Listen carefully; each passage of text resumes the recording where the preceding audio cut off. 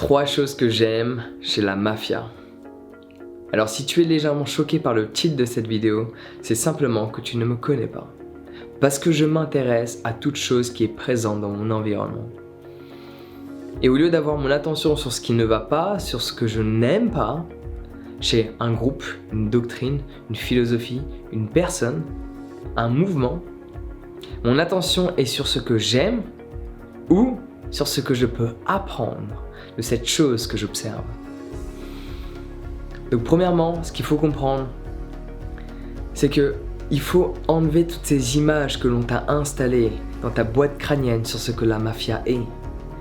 J'ai regardé des dizaines et des dizaines et des dizaines d'heures d'interviews de mafieux encore en vie qui étaient en contact avec les plus grands mafieux de la mafia italienne à l'époque dans les années 60. Certains même avant. Et quand tu les écoutes parler, quand tu vois leur sincérité à travers leur manière de communiquer, il y en a certains qui on a l'impression qu'ils sont plus sincères que d'autres. Et il y en a que tu vois qui savent de quoi ils parlent parce qu'ils connaissent tous les noms par cœur. Chaque chose peut être vérifiée dans les dates, dans les moments, dans les faits et dans les noms. Et après, tu as les films hollywoodiens de la mafia. Certes, l'aspect négatif, il est toujours présent, mais il y a moins de violence que ce qui n'en paraît dans les films. Dans les films, on aggrave la violence parce que c'est ça qui crée de l'audition. C'est ça qui captive l'attention des gens quand les gens se font tuer. Regarde la plupart des films qui sortent à la télévision. Il n'y en a pas beaucoup où les gens se font des câlins, partagent l'amour, sans pour autant vouloir quelque chose de l'autre, juste de l'amour inconditionnel. Il n'y a pas vraiment ça. Donc il faut capter l'attention. Donc du coup, ils aggravent, ils accentuent pour être plus exact, les aspects néfastes de la mafia. Mais là, le but de cette vidéo n'est pas de se focaliser là-dessus parce que les aspects néfastes, tu peux aller en prison, tu peux être tué, tu peux être torturé, tu peux avoir plein de problèmes. On les connaît tous. Ça sert à rien d'en parler.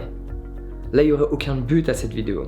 J'ai envie de te partager, en cet instant présent, 3 choses que j'apprécie fortement chez la mafia. 3 choses dont certaines font partie de mon quotidien, certaines que j'ai appris à développer et d'autres que j'apprécie fortement, que j'avais déjà développées. La 3e est ma favorite. Reste jusqu'au bout. La première, tout comme beaucoup de personnes en sont au courant, la loyauté. On ne va pas trahir quelqu'un, et contrairement à ce que tu peux voir dans les films, les trahisons sont très peu fréquentes. Et à nouveau, si je te dis ça, c'est parce que je parle anglais, je suis bilingue, voire on pourrait même dire trilingue. On pourrait dire trilingue, bientôt. Soon. Donc du coup, je suis au moins bilingue en anglais, ça c'est sûr. Et j'ai regardé des dizaines d'heures d'interviews de mafieux. Donc la plupart, c'est en anglais, tu vas pas les trouver sous-titrés. Et à ce moment-là, tu peux observer à travers tout ce qu'ils racontent, tout leur récit, malgré qu'ils ont tué certaines personnes, qu'ils ont torturé certaines personnes. Cet aspect de loyauté est extrêmement présent. On n'allait pas, parce qu'on va décider de travailler avec quelqu'un d'autre, chose qui est le cas, faire en sorte de faire couler le business de la personne avec laquelle on était. C'était pas une pratique commune. C'était pas quelque chose qui se faisait. Déjà, c'était rare qu'ils décidaient de partir chez une autre famille. En général, c'est pas quelque chose qui se faisait. D'aller chez une autre famille, c'est-à-dire une autre mafia, pour utiliser des termes plus communs. Mais dans la mafia, on parle de famille. Donc du coup, ils allaient chez une autre famille. C'est pas quelque chose qui se faisait. Donc déjà, quand ils rentraient dans une famille, la plupart faisaient partie de la même famille, mais il y avait beaucoup, par exemple, d'Albanais qui rentraient avec certaines familles italiennes et ils restaient avec cette famille jusqu'à leur mort. Et ils respectaient cette famille encore plus que leur propre famille, parce qu'il y avait énormément de loyauté à travers toute cette organisation qu'ils ont construite. La loyauté était réciproque, contrairement à ce que tu peux voir dans les films. Il y avait vraiment cette notion de loyauté. Seconde chose que j'aime énormément, cette notion de respect, qu'on pourrait assimiler à la loyauté, mais pas dans le sens dans lequel on peut le percevoir. Étant donné que chez les mafieux, ils avaient ce qu'ils appelaient des sit-down. Au lieu de s'engueuler quand ils avaient des problèmes, ils allaient s'asseoir autour d'une table et ils pouvaient discuter 1 heure, comme 2 heures, comme 3 heures, comme 4 heures. Et quand une personne parle, l'autre l'écoute. Quand l'une parle, l'autre l'écoute. Il y avait cette notion de respect extrêmement présente. Même quand il y avait une personne qui disait Cette personne qui bosse avec toi, je veux la tuer et je vais la tuer par rapport à ce qu'elle a fait. C'est pas comme dans les films où ils se levaient et tout le monde se tapait dessus. Même si cela a dû arriver, d'après les dizaines d'heures que j'ai pu entendre de toutes ces interviews, c'est quelque chose qui n'arrivait jamais. Parce que le boss, auquel on avait un respect supérieur, tant qu'il n'avait pas donné l'ordre de tuer cette personne-là, cela ne se faisait pas. Il y avait un gros contrôle au niveau des émotions. C'est pas parce que tu as eu un problème avec quelqu'un et que tu es un mafieux et que c'est une autre personne d'une autre mafia que tu vas tuer la personne comme ça quand tu le veux. Non, il faut demander l'autorisation au boss parce qu'on parle d'une organisation. C'est comme dans une société. Ok, tu dois envoyer un courrier par exemple.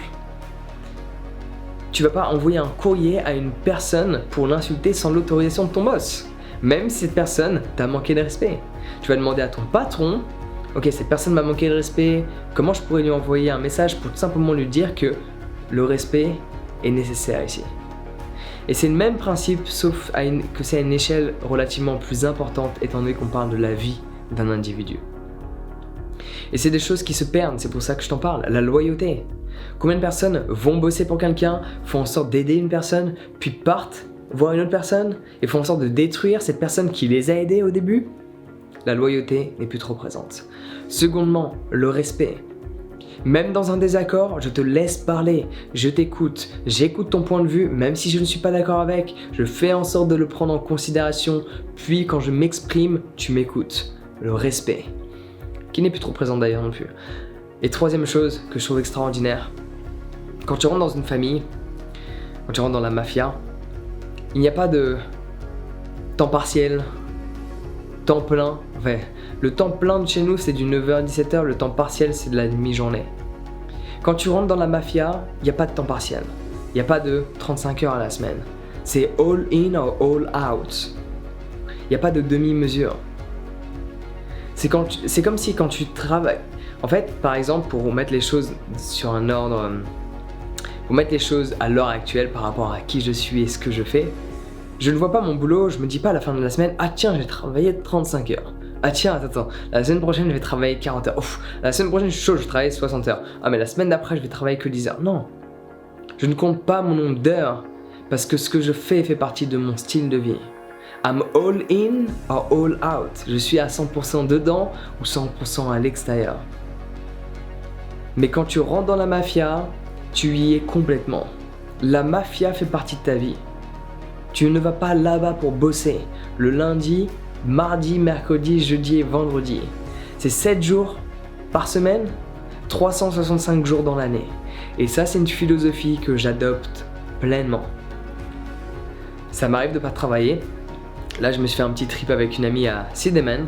C'est le vrai Bali, là où t'as pas de touristes, où c'est complètement magique. Et je vais sûrement faire ma prochaine retraite de yoga là-bas, étant donné que t'es dans un endroit extrêmement silencieux, loin de tout, mais t'es quand même à 1h30 d'Ubud si tu prends la route. Chose que j'aime pas prendre la route. Je préfère passer par des rivières, sauf que du coup tu passes de 1h30 à 3h. Cela est un détail. Ce que je veux exprimer par là, c'est que même si ça m'arrive parfois de me dire « Ah ouais, pendant 2 jours je pars quelque part et pendant 2 jours je bosse pas », la plupart du temps, je bosse tous les jours parce que je le vois pas comme un boulot. Parfois je vais bosser toute la journée, parfois un peu le matin, un peu l'après-midi, à différents endroits. Et la mafia fonctionne sous le même principe. Tu respires mafia et tu expires mafia. Certes, je vais pas utiliser les mêmes comportements qu'ils ont, il n'y a pas photo là-dessus. Mais par rapport à la loyauté, le respect et au fait d'être à 100% dans quelque chose que tu fais, de pas te dire « Ah tiens, j'aimerais bien prendre des vacances. Ah tiens, j'aimerais bien partir en week-end. » Non. You are all in or all out. Et ça, c'est une notion que j'apprécie particulièrement. Donc voilà 3 choses que j'avais envie de te partager. 3 choses qui se perdent à l'heure actuelle: la loyauté, le respect et le fait d'être à 100% dans ce que tu fais. La plupart des gens, quand ils ont un boulot, que font-ils? Ils vont bosser, ils ne sont pas loyaux envers leur propre patron. Alors, si celui-ci ne les aide pas, les persécute, cela est une autre histoire. Ne prends pas les choses personnellement quand j'exprime une généralité. Merci. Je fais une vidéo là-dessus. 4 habitudes pour ne plus prendre les choses personnellement. Je te laisse regarder ça. Cela est une grande utilité. Donc à la loyauté, quand une personne t'aide, sois lui reconnaissant. À jamais en fait. Il y a des gens, ils m'ont aidé, j'ai plus besoin d'eux maintenant. Je peux me débrouiller tout seul. Mais je serai loyal envers ces personnes jusqu'à la fin de mes jours. Parce que ces personnes-là m'ont permis d'être où je suis aujourd'hui. Elles m'ont aidé mentalement à penser d'une certaine manière. Donc quoi qu'il arrive, et ça a déjà arrivé qu'il y a des choses dramatiques qui se passent, des gros désaccords, où j'en veux à cette personne, je me souviens toujours que si je suis qui je suis aujourd'hui, où je suis là, ici et maintenant, c'est en grande partie grâce à cette personne. Donc je lui serai loyal jusqu'à la fin de mes jours. C'est une notion qui se perd énormément. Le respect de la parole, le respect de communiquer, le respect de l'autre, à travers ce que l'autre nous dit et à travers ce que nous disons, le respect de l'écoute active et le fait d'être 100% dans ce que tu fais, de ne pas penser à tes prochaines vacances, d'être juste là pleinement dans l'instant présent. Donc voici 3 choses que j'avais vraiment envie de te partager sur la mafia. Des choses qui me tiennent à cœur et je tiens à le préciser. Évidemment, il y a des choses qui ne me conviennent pas. Il y aura toujours des choses qui ne te conviennent pas dans chaque chose, dans chaque doctrine, philosophie, organisation, personne. La question est, où est-ce que tu déplaces ton attention? Sur ce que tu n'aimes pas ou sur ce que tu aimes? Sur ce qui ne te servira pas ou sur ce qui te permettra de devenir la meilleure version de qui tu es. Telle est ma manière de percevoir les choses. Donc si tu veux apprendre très facilement à déplacer ton attention sur un aspect puis l'autre et faire en sorte de mieux te sentir dans ton quotidien, je te recommande fortement de méditer. Mais ne t'en fais pas, si tu ne sais pas comment débuter, j'ai la solution pour ça. J'ai la solution pour soi d'une certaine manière, parce que là on parle de ton soi supérieur avec un S majuscule. Donc oui, j'ai la solution pour toi, pour ton soi.